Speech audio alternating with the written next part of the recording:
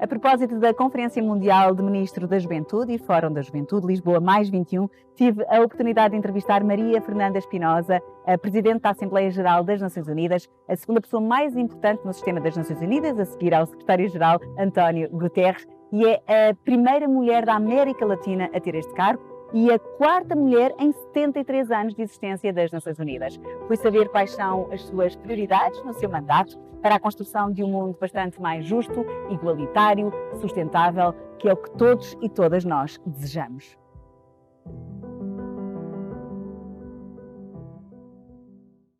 Thank you once again for this interview, Madam President. You are the first woman from Latin America to become President of United Nations General Assembly, and only the fourth in the history of United Nations. How did you feel in that specific day? Well, it's difficult to forget because it was a combination of excitement, of anxiety, and also feeling a huge responsibility because when a woman in general is in a position of decision making, I think that people expect more from you. More, work the double. Yes, and prove yourself as well. So I think it also speaks about the UN, about the international system, because for women in 73 years is not good enough. It's not good enough. 73 years. And of course, being the first Latin American and Caribbean woman is a big honor and a privilege, but also a major challenge, because it is the first time that a woman from our region has the privilege to preside over the General Assembly. And I've been trying, all year long to work on gender parity and empowerment of women through every, activity that I have undertaken as President of the General Assembly. One of your promises you made in the acceptance speech was to bring the UN closer to people and people closer to the UN. How do you expect to achieve that? Well, when I had to choose a theme, because every year at the session of the General Assembly has a theme, and the theme I chose was to make the UN relevant to all. That's, yeah, the issue phrase. of relevance means precisely, to have the United Nations deliver for the people on the ground, really change the lives of the people that, are disenfranchised, that are poor, that are excluded for one reason or another. And the best way is to communicate better the work we do, to bring the United Nations closer to the people we serve, but also bring the people we serve closer to the Sometimes United people Nations. don't know exactly what UN does. Exactly. And when, we have tested this, when you show a person, a common person in the street, the flag of the UN, the logo of the UN, they smile, they like the UN.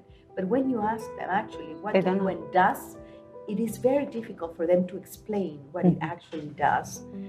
But when you say, the UN delivers food and feeds 90 million persons per day, for example, or it provides half of the vaccines that children receive, in the worldwide. These are very concrete issues. But sometimes they are not communicating exactly out. So we do have, I believe, a communications deficit at the UN that we are trying to improve.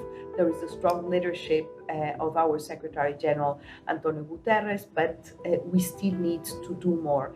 And during my tenure, I have tried to connect with young people wherever I travel, to meet with young leaders, to go to universities, to give speeches, to connect and interact with people out there. And I think we need to continue doing that. And is it simple for you to explain exactly what does the President of the General Assembly of the United Nations? Well, the General Assembly... For the people who are watching us. The UN is a complex and big structure. It's formed of what we call the principal organs of the UN. But the main organ which has universal membership, 193 member states, is the General Assembly. The Security Council has 15 members.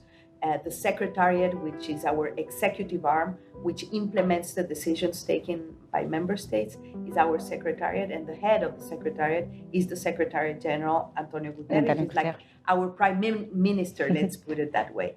And we are very proud of him. Me too. I mean, as you can guess.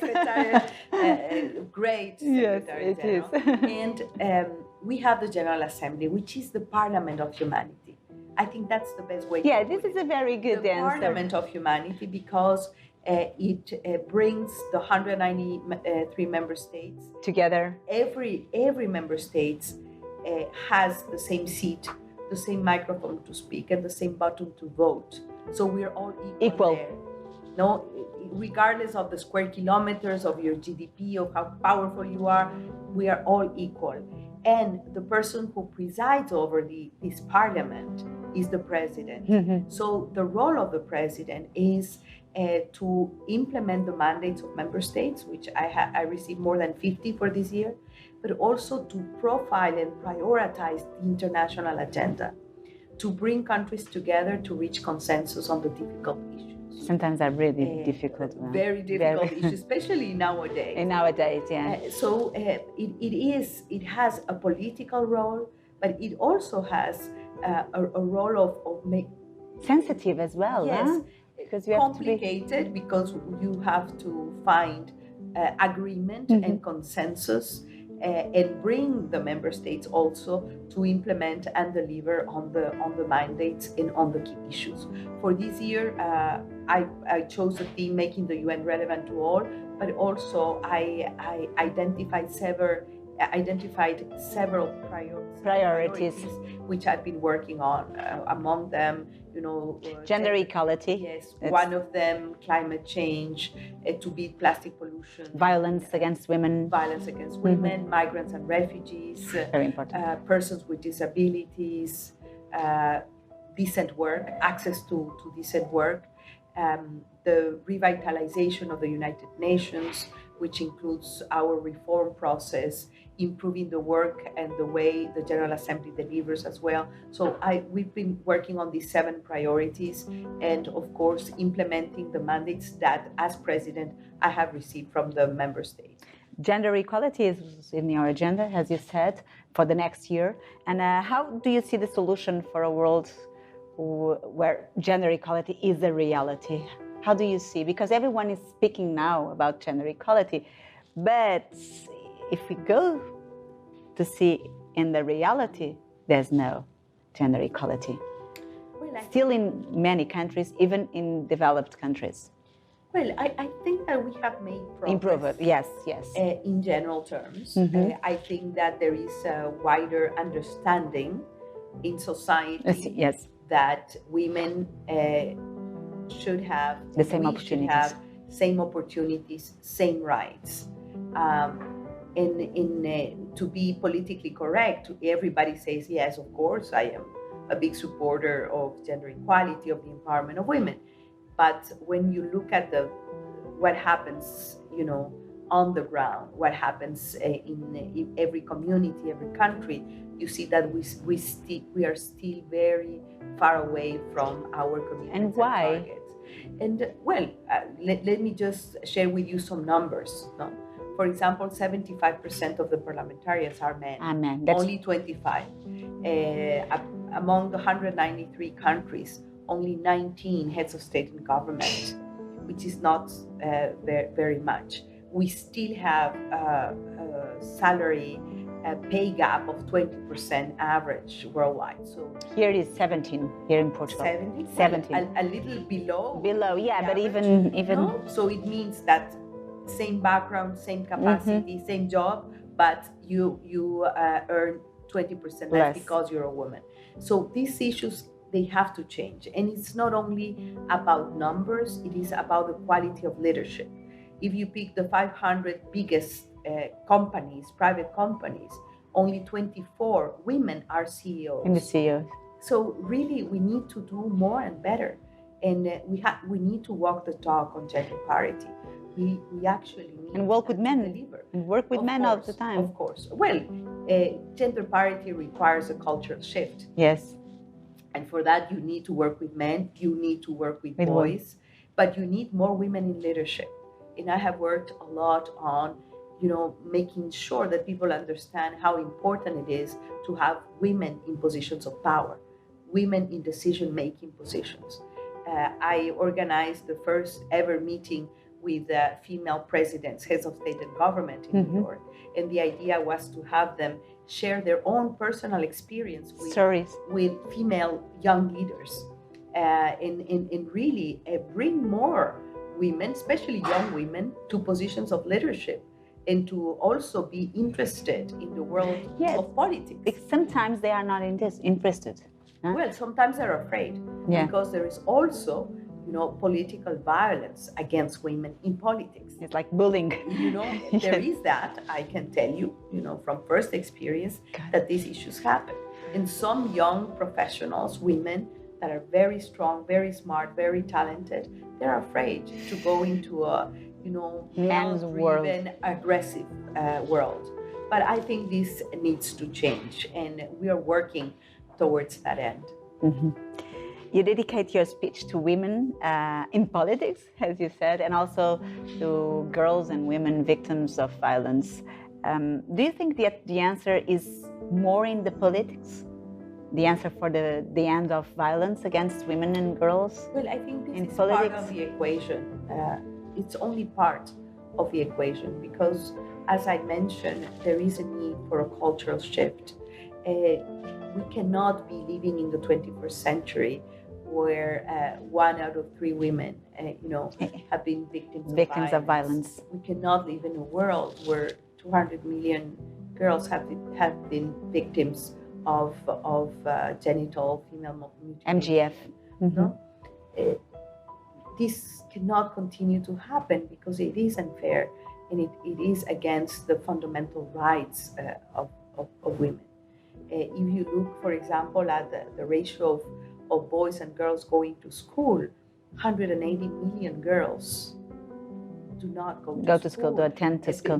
Because why? Because situations of conflict, because child marriage, early forced marriage as well. And these issues are still happening in our planet. And I think that our programs and agencies are doing great work. You know that very well. And I go to the field a lot, but sometimes in the field, that's what I'm saying about the politics. It's not only the answer there, but what I feel sometimes is that if there was a will from the government of each country, probably a lot of improvements would achieve. I think political will is important. Yes, political. But I think a changing attitude of society. And again, the way the role of women is perceived by a specific society is so important. Also, women in leadership, of course. Parliaments have a very important role to play. Parliaments that would, enact laws, legal and regulatory frameworks against impunity. This is extremely important. Impunity, And I think we should all work together on that. It's governments, civil society, women's groups, and youth, as we are in this conference. And of course, youth. Especially young women. They're so strong and powerful. They can really help us make the change. The next step, isn't it? Absolutely. And they have a very, very important role to play. We have the largest generation of young people ever. How can we work with them in a human rights perspective, addressing their concerns about the violations that occur every day, as we are talking about violence, early marriage, FGM, forced marriage, early pregnancy, refugees, climate change? How can we work with them to have their interest in these issues? Well, I think the interest is there, and I think that there is a lot of energy a very vibrant youth in general worldwide, and I have seen it with my own eyes wherever I go. You feel that energy. Yes, whether it be in Chad or in China or in Mexico, everywhere. The energy is there, the drive is there, the commitment is there. I think that what we need to do is to make sure that in spaces of decision making, in political dialogue spaces, youth are part and parcel, meaning that it is not to have young people and to listen to their voices is not a concession, it's not only to be politically correct, it's not a quota, but it is part. It's the right thing to do. Yes, and it is part of the vitality of democracies, the vitality of the multilateral system. So during my tenure as president, I have ensured that in every meeting, high-level meeting, political dialogue, expert conversation, young people have a voice and a place on the table. So they are not on the sidelines, they're not an afterthought, but they're part of the equation. So I think that in order to address the challenges we face, that you very well listed them, whether it be climate change, violence against women, migration and refugees, but they are part of the solution because they're extremely creative, extremely talented. They have resistant, resilient. Yeah. Sometimes they have first-hand experience of issues.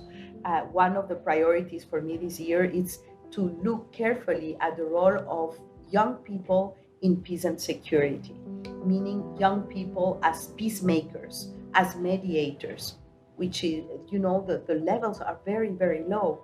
But at the same time, I attended the World Forum on Youth, Peace and Security in Finland. I had the unique opportunity to meet young peacemakers, young peacekeepers, young people that have been mediators of conflicts.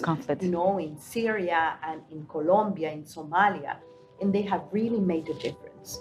So young people cannot be seen as the problem or the challenge, but as main actors, promoters of sustainable development, of peace, and of human rights. You are a geographer? Yes, Madam President, politician, and also a poet. And you have done volunteer work in Amazon? Yes, for a while. Yes, I lived in the Amazon, I worked there, but I have to be very honest, not as a volunteer. I worked there professionally, and I was very much, of course, engaged with the rights of indigenous peoples of the Amazon. Because I think the volunteer work is very important also. I don't know your opinion about that, but people come to me, young people come to me a lot, asking me advices for to do volunteer work around the world. And what do you think I can answer to them? What are your thoughts about these subjects? Well, I think that the spirit of a volunteer it's so important in terms of strengthening citizenship. And citizenship is about being co-responsible. It's about caring. It's about loving. And the best way, especially for young people, is to engage on the issues that they feel passion for. In some, they are environmentalists. Others, they're feminist and pro women's rights. Others are, touched and committed to the rights of refugees. And the importance of this close contact and connection with reality, I think that strengthens this citizenship. In young people by nature are global citizens in a way. We are very much an interconnected world. And it's really different to read reports and to go to exactly where things are actually happening. So it's highly, we can highly recommend a young professional, a young person to really do volunteer work. I think it's very formative and very important. which major commitments need to be accomplished in order to fulfill UNFPA mission?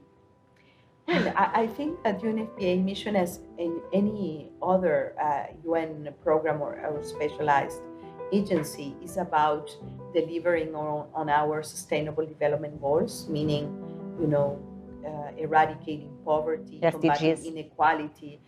The sustainable development goals is a big umbrella. I call it the survival kit for the future. And this is something that we all need to work together. If we are able to put our efforts together, if we're to foster collective action, to combat climate change, to improve access to water and sanitation for people, to empower women and girls, to ensure quality education for all, we will, really be, we would be able to build a world that is fair, that is just, and that is sustainable for all. About this conference, what are you expecting in the end of this conference in Lisbon? Lisbon plus 21? Lisbon plus 21, I think it is a historical conference, 21 years after the first conference. With Antonio Guterres. With Antonio Guterres as the Prime Minister of Portugal. We even watched a short video of him. I was very happy to see him, look so young, but with the same principles and with the same drive and the same commitment. Yes. So it was very, very encouraging. And I think what has changed between 21 years ago and today is that 21 years ago, there were two conferences. The ministers of youth in one place and youth groups in a different place. And here, they have all come together. We expect to have one single political declaration.